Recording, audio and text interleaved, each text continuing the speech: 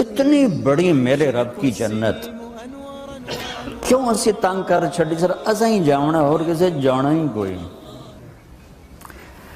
تو میں اپنے نبی کی حدیث سناؤں، ایک دن ایسا آئے گا میرا اللہ فرمائے گا مالک دوزخ کا جہنم کا جی ایم جنرل مینیجر مالک جس نے زندگی میں کبھی ایک دفعہ بھی میرا نام لیا تھا اس کو بھی جہنم سے نکال کے جنت میں ڈال دو۔ تو ہم مسلمان ہو کے ایک دوسرے کو کافر کافر کافر کافر کافر گستاخ گستاخ گستاخ، کسی کو گستاخ کہنا اتنا آسان ہے؟ اور پھر یہ نفرت یہاں تک پہنچی ہے، پتہ نہیں میں نے کیا بات کرنی تھی لیکن وہ بیلی دے نعرے میں نے پتہ نہیں کدھر پہنچا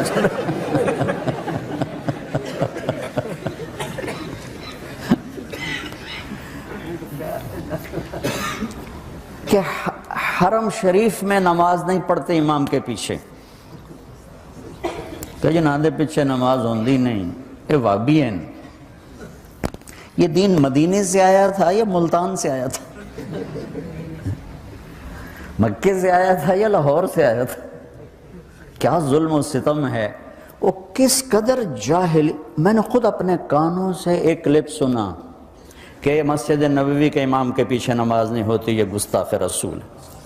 میں نے اپنے کانوں سے سنا ہے، مفتی کا ٹائٹل لگا ہوا ہے۔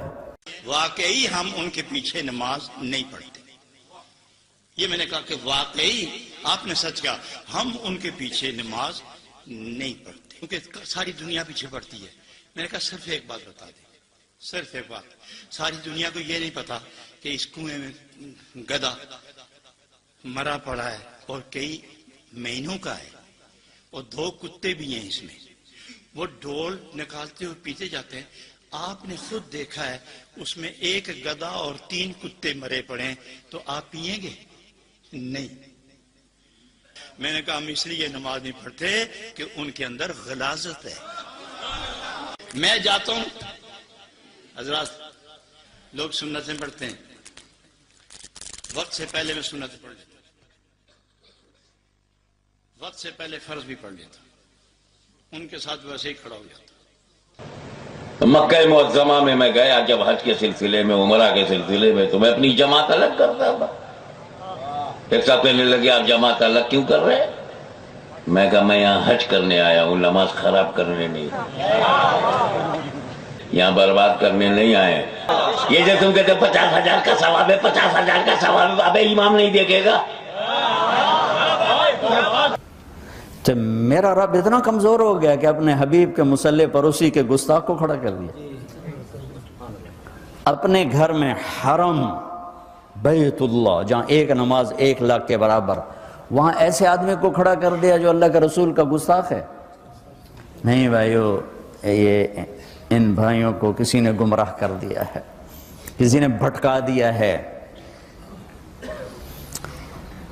اس لیے میں ہاتھ جوڑا کرتا ہوں نوجوانوں سے آپ سے کہ خود قرآن پڑھو، خود قرآن پڑھو، خود قرآن پڑھو، چونکہ ترجمے موجود ہیں، ہر زبان میں قرآن کا ترجمہ پڑھو تا صحیح، میرا رب کی آکھی جانتا، کھول کے نہیں دیکھتے ہو۔